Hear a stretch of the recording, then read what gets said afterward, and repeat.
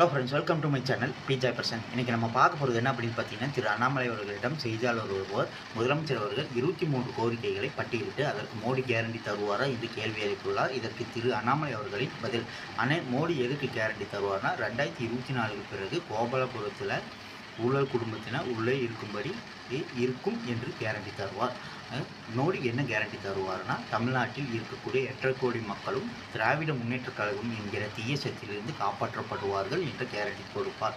மோடி என்ன கேரண்டி தருவார்னா, தமிழ்நாட்டை டாஸ்மார்க் டிஆர் பாலுனுடைய சாராய ஆலையிலிருந்து காப்பாற்றுவோம் என்று கேரண்டி கொடுப்பார். மோடி என்ன கேரண்டி தருவார்னா, திராவிட முன்னேற்றக் கழகத்தினுடைய சோசியல் மீடியா ஆட் மட்டுமே, ஸ்டார்லின் தான் வராரு, விடியல் தர போகிறாருன்னு சொல்கிறாங்க பார்த்தீங்களா, அந்த ஆடுக்கு மட்டுமே 7,39,93,000 மொத்த செலவு பண்ணியிருக்காங்க. எந்த கம்பெனின்னு பார்த்தீங்கன்னா, popular empowerment network private limited. இந்த கம்பெனியோட ஓனர் யாருன்னு பார்த்தீங்கன்னா சபரீசன்.